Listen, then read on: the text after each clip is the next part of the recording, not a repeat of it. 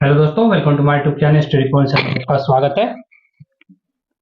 देखो, इस टाइम मेरे पास जो एनसीईआरटी थी वो तो थोड़ी ओल्ड थी, तो इसलिए अध्याय 11 है, लेकिन अध्याय आपके अनुसार 10 है। ठीक है, तो मेरे पास नई बुक्स नहीं थी, इसलिए मैंने नई बुक्स नहीं बना पाया। नेक्स्ट वीडियो में नई बुक्स बनाऊंगा सही से, मतलब कंबाइन किया है मैंने बुक्स को, लेकिन टॉपिक्स वही हैं और सब कुछ इंपॉर्टेंस दिया गया है आपको। देखिए, हम वीडियो आगे बढ़ते हैं। चैप्टर का नाम है मानव नेत्र तथा रंग बिरंगा संसार। मानव नेत्र तथा रंग बिरंगा संसार। तो मानव नेत्र क्या होता है? पहले मानव नेत्र के बारे में पढ़ लेते हैं। मानव नेत्र यह एक अत्यंत मूल्यवान एवं सुग्राही ज्ञानेंद्रिया है। यह कहते हैं मूल्यवान, बहुत ज्यादा मूल्य है इसका, इसके बिना हम तो रंग बिरंगे संसार को नहीं देख सकते ना। और सुग्राही ज्ञानेंद्रिया है। यह हमें इस अद्भुत संसार तथा हमारे चारों ओर के रंगों को देखने के योग्य बनाता है। यह नेत्र गोलक में स्थिर होता है, गोलक में स्थित होता है। नेत्र गोलक का व्यास 2.3 सेंटीमीटर होता है। ये आपसे क्वेश्चन में पूछा जाता है विकल्पों में, ठीक है, याद रखना। नेक्स्ट पढ़ते हैं, मानव नेत्र के क्या कार्य हैं, ये पढ़ते हैं। मानव नेत्र के विभिन्न का भाग एवं उनके कार्य हैं। जैसे श्वेत मंडल को क्या बोलते हैं? कॉर्निया भी कहते हैं। आपसे कॉर्निया की परिभाषा पूछता है पेपर में। यह नेत्र के अग्रभाग पर एक पारदर्शी झिल्ली है। नेत्र में प्रवेश करने वाले प्रकाश किरणों का अधिकांश भाग अपवर्तन कॉर्निया के बाहरी पृष्ठ पर होता है। ठीक है, आगे पढ़ते हैं। लेंस। लेंस क्या होता है? यह एक उत्तल लेंस है जो प्रकाश को रेटिना पर अभिसारित करता है। यह एक रेशेदार जहली वृत्त पदार्थ का बना होता है। लेंस केवल विभिन्न दूरी पर रखी वस्तुओं को रेटिना पर फोकसित करने के लिए आवश्यक फोकस दूरी में सूक्ष्म समायोजन करता है। कहने का मतलब क्या, लेंस जो होता है वो प्रकाश को क्या होता है, रेटिना पर अभिसारित करता है। और रेटिना क्या होता है, ये जो लेंस होता है किससे बना होता है? रेशेदार जहलीवृत्त पदार्थ का बना होता है। ये विभिन्न दूरियों की वस्तु पर रेटिना पर क्या करता है? फोकसित करता है, उन्हें छोटा सूक्ष्म समायोजन के लिए फोकस करता है। आगे बोलते हैं परितारिका। आपसे परितारिका की परिभाषा पूछ लेता है एग्जाम में। कॉर्निया के पीछे एक गहरा पेशीय डायफ्राम होता है। तो जो कॉर्निया होती है उसके पीछे गहरा पेशीय डायफ्राम होता है जो पुतली के आकार को नियंत्रित करता है। जो पुतली होती है हमारी, उसके आकार को क्या करता है? नियंत्रित करता है। यानी कि पुतली क्या होती है? पुतली के बारे में बता देता हूं मैं। पुतली पुतली आंखों में प्रकाश जो हमारे पास है, जो पुतली जो है आंखों में प्रवेश करने वाले प्रकाश की मात्रा को नियंत्रित करती है। जो पुतली होती है, जो प्रकाश हमारे पास कभी तेज होता है कभी ज्यादा हो जाता है, तो उसके प्रकाश को क्या करती है? मात्रा जो होती है उसकी नियंत्रित करती है। बस याद रखना, कह सकते हैं हम अपनी भाषा में, पुतली आंखों में प्रवेश करने वाले प्रकाश की मात्रा को नियंत्रित करती है। आगे रेटिना। रेटिना यह एक कोमल सूक्ष्म झिल्ली है जिसमें प्रकाश सुग्राही कोशिकाएं अधिकांश संख्या में पाई जाती हैं। जिस मतलब यह एक सूक्ष्म झिल्ली है, बहुत सूक्ष्म झिल्ली होती है जिसमें प्रकाश सुग्राही कोशिकाएं अधिक संख्या में पाई जाती हैं। प्रदीप्त होने पर मतलब चमकने पर प्रकाश सुग्राही कोशिकाएं सक्रिय हो जाती हैं। मतलब जिसको चमकता है, मतलब प्रकाश डालते हैं किसी वस्तु पे तो प्रदीप्त हो जाती है, मतलब चमकने लग जाती हैं। तथा विद्युत सिग्नल पैदा करती हैं। ये सिग्नल दृक तंत्रिकाओं द्वारा मस्तिष्क तक पहुंचा दी जाती हैं। मस्तिष्क इन सिग्नलों की व्याख्या करता है और हमें वस्तु देख पाते हैं। देखो इसका डायग्राम देख लो, डायग्राम क्या होता है, कहां से कहां होता है। देखो आगे क्या होता है? श्वेत मंडल होता है। फिर हमारे पास ये नेत्रोंध होते हैं, जो दो नेत्रोंध होते हैं। इसके पास क्या होती है? पहले पुतली होती है, उसके बाद परितारिका, फिर बीच में जो क्रिस्टल लेंस होता है जिसे उत्तल लेंस बताया था अभी, और इसके पीछे झिल्ली होती है, जिसे क्या बोलते हैं? पश्चिमा भेदी पेशियम। लास्ट में एक तंत्रिका होती है, इसे हम दृष्टि पटल कहते हैं। ठीक है, याद रखना। नेक्स्ट करते हैं, ये डायग्राम भी आपसे पूछ लेता है एग्जाम में। दूर बिंदु 4 पॉइंट, वह दूरतम बिंदु जिस तक कोई नेत्र वस्तु को सुस्पष्ट देख सकता है नेत्र का दूरबिंदु कहलाता है। मतलब आंख जो हमारी जहां तक दूर बिंदु तक मतलब जहां तक देख पाएंगे, जो दूरतम बिंदु होगा वो क्या होगा हमारे पास? नेत्र का दूरबिंदु कहलाता है। नेत्र लेंस के लिए यह अनंत दूरी पर होती है, मतलब कह सकते हैं कि अनंत होता है। दूरबिंदु कहां पर होता है? अनंत पर होता है। आपसे exam of point of view के बहुत इंपॉर्टेंट है कि दूरबिंदु कहां स्थित होता है? अनंत पर होता है। आपसे एग्जाम में बहुत बार पूछा गया है ये विकल्प में, और न्यूमेरिकल्स में भी बहुत हेल्प करता है। निकटतम बिंदु वह न्यूनतम दूरी जिस पर रखी कोई वस्तु बिना तनाव के अत्यधिक स्पष्ट देखी जा सकती है, उसे निकट बिंदु कहते हैं। और सामान्य दृष्टि के कारण वयस्क के लिए निकट बिंदु का आंख का लगभग कितना होता है, 25 सेंटीमीटर की दूरी पर होता है। ये भी बहुत इंपॉर्टेंट है, 25 सेंटीमीटर। न्यूनतम बिंदु कहाँ होता है, 25 सेंटीमीटर, और निकटतम न्यूनतम बिंदु होगा 25 सेंटीमीटर, और अधिकतम मतलब दूर कहाँ हो गए, अनंत पर हो गए। ये बहुत इंपॉर्टेंट है। इससे सुस्पष्ट दृष्टि की न्यूनतम दूरी भी कहते हैं। आपसे पूछ सकता है सुस्पष्ट दृष्टि की न्यूनतम दूरी किसे कहते हैं, निकट बिंदु कहते हैं। कितनी होती है, 25 सेंटीमीटर होती है। नेक्स्ट है समंजन क्षमता, पेपर में बहुत इंपॉर्टेंट है। अभी तक देखो जितने भी टॉपिक्स लिए बहुत इंपॉर्टेंस लिए हैं, ये बहुत ही आसान भाषा में है, आप बहुत आसान तरीके से समझ सकते हो, इन्हें नोट्स कर सकते हो, एग्जाम में आप अपना अच्छा परफॉर्मेंस दिखा सकते हो। जो समंजन क्षमता होती है, अभिनेत्र लेंस की वह क्षमता जिसके कारण वह अपनी फोकस दूरी को समायोजित कर लेता है, समंजन कहलाता है। मतलब समंजन होता है समायोजित करना, फोकस दूरी को समायोजित करना ही क्या कहलाता है, समंजन कहलाता है। और किसके द्वारा, अभिनेत्र मतलब आंख लेंस द्वारा। लेंस की वक्रता पश्चमाभी पेशियों द्वारा नियंत्रित की जाती है। जो लास्ट में बताया मैंने, पश्चमाभी पेशियां द्वारा नियंत्रित की जाती हैं। दो पश्चमाभी पेशियां क्या होते हैं, इस शिथिल, ठीक है, लेंस का पतला हो जाता है, फोकस दूरी बढ़ जाती है। और पश्चमाभी पेशियां सिकुड़ती हैं, ठीक है, लेंस मोटा हो जाता है, फोकस दूरी कम हो जाती है। जब पश्चमाभी का लेंस पतला हो जाता है, फोकस दूरी क्या होती है, बढ़ जाती है, ठीक है, शिथिल हो जाती है। जब पश्चमाभी जो हमारे पास सिकुड़ जाती है तो लेंस क्या होता है, मोटा हो जाता है, जिसके कारण फोकस दूरी क्या हो जाती है, कम हो जाती है। आगे बढ़ते हैं, दृष्टि दोष तथा उनके संशोधन। मोतियाबिंद, आपसे मोतियाबिंद के बारे में बहुत बार पूछा गया है, ध्यान से देखना, बहुत स्मॉल परिभाषा है, बहुत आसान तरीके से समझ जाओगे। अधिक उम्र के कुछ व्यक्तियों के नेत्र का क्रिस्टल लेंस दूधिया तथा धुंधला हो जाता है। मतलब जो अधिक व्यक्ति हो जाते हैं, मतलब अधिक उम्र के व्यक्ति हो जाते हैं, 60-70 साल के, 50-60 के, उनके नेत्र क्रिस्टल लेंस क्या होता है, दूधिया तथा धुंधला हो जाता है। इस स्थिति को क्या कहते हैं, मोतियाबिंद कहते हैं। इसके कारण नेत्र की दृष्टि में कमी या पूर्ण रूप से दृष्टि क्षय हो जाती है, मतलब कभी कभी अंधापन भी हो जाता है। मोतियाबिंद का शल्य चिकित्सा के बाद दृष्टि का वापस लौटना संभव होता है। मतलब मोतियाबिंद जिसको हो जाता है वो अगर उसका इलाज कराएगा, उसके बाद उसकी दृष्टि मतलब जो वो है वापस लौट आने की संभावना पूर्ण रूप होती है। इसके दो दोष है, निकट दृष्टि दोष।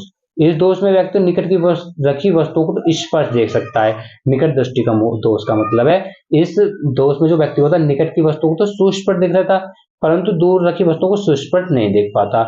ऐसे व्यक्ति में क्या होता है, निकट दृष्टि दोष होता है। ऐसे दोषयुक्त व्यक्ति का दूर बिंदु अनंत पर न होकर नेत्र के पास आ जाता है। दोष उत्पन्न होने का कारण क्या है, अभिनेत्र लेंस की वक्रता का अत्यधिक होना, नेत्र गोलक का लंबा हो जाना। नेत्र गोलक का लंबा हो जाना क्या निकट दृष्टि दोष का कारण है।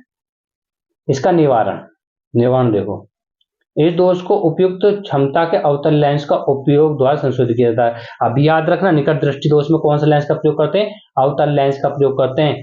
निकट दृष्टि दोष के लिए किसका प्रयोग करते हैं, अवतल लेंस का प्रयोग करते हैं,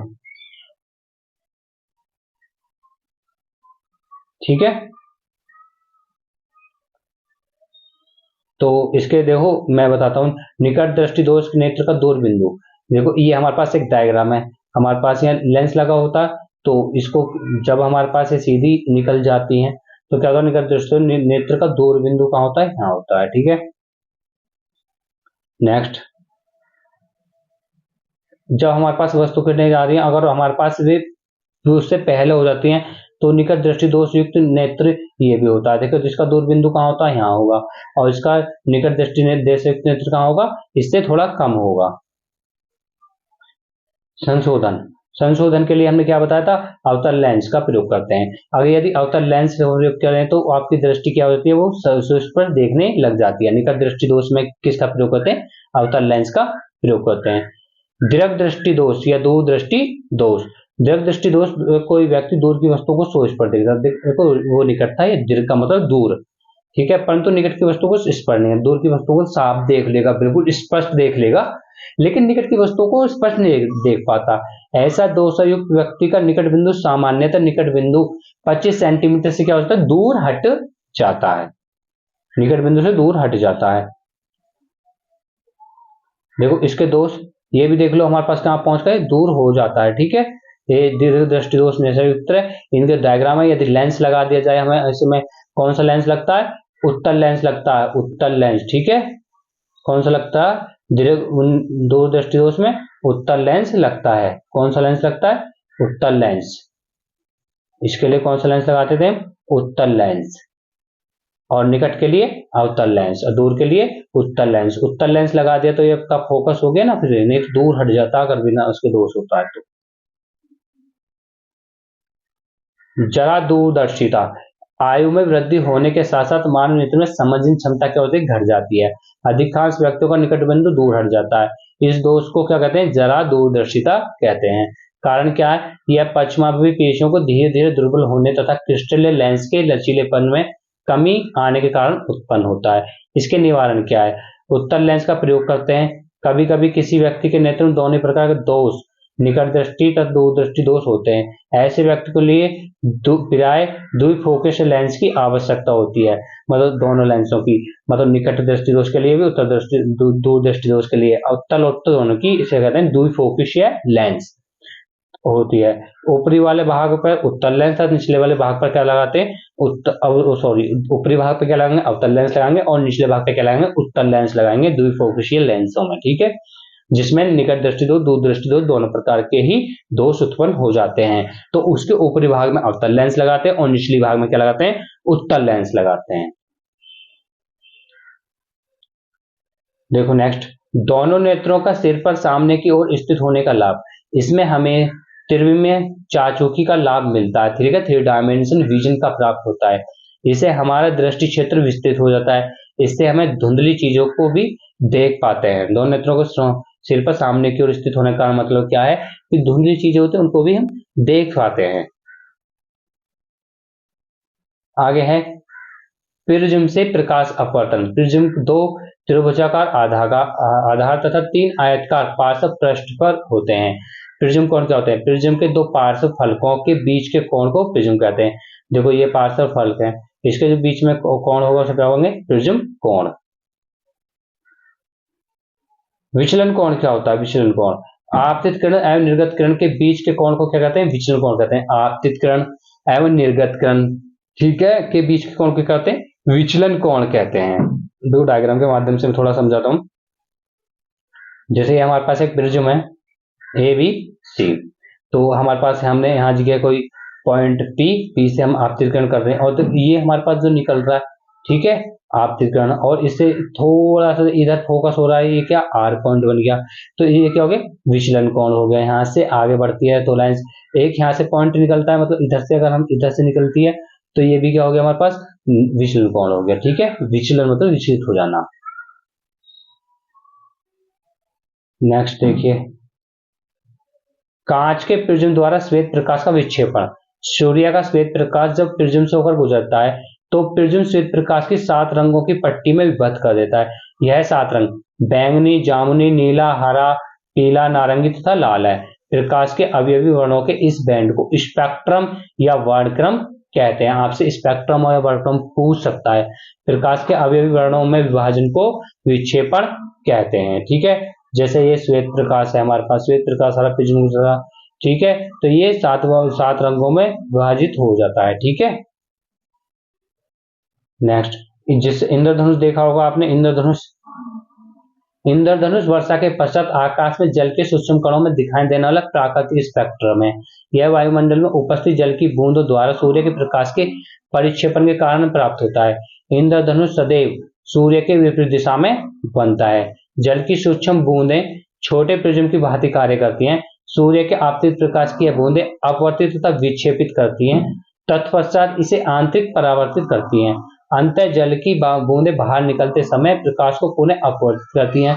प्रकाश के परिक्षेपण तथा आंतरिक परावर्तन कारण विभिन्न वर्ण प्रेक्षक नेत्र तक पहुंचते हैं। देखो जैसे सूर्य का प्रकाश है, वर्षा की बूंदें पे पड़ रही हैं, ठीक है, या तो वो जब हमारे यहाँ पहुंचेगा तो लाल या बैंगनी के रूप में प्राप्त होता है। नेक्स्ट, आपने विबग्रह के बारे में पढ़ा होगा। विबग्रह आपके वर्णों को क्रम याद रखने में सहायता करता है। विबग्रह किसी प्रिज्म से गुजरने के पश्चात प्रकाश के विभिन्न वर्ण आपतित किरण के सापेक्ष अलग अलग कोणों पर झुकते हैं। लाल प्रकाश सबसे कम झुकता है, जबकि बैंगनी प्रकाश सबसे अधिक झुकता है। ये इंपॉर्टेंट है। न्यूनतम किसके लिए होता है? लाल रंग के लिए होता है। और अधिकतम किसके लिए होता है? बैंगनी रंग के लिए होता है। एग्जाम में आपको विकल्प में पूछा जाता है कि हमारा जो किरणों का सबसे कम होता है, सबसे न्यूनतम किसके लिए रंग के लिए होता है? लाल प्रकाश के लिए। और सबसे अधिकतम होता है बैंगनी रंग के प्रकाश के लिए।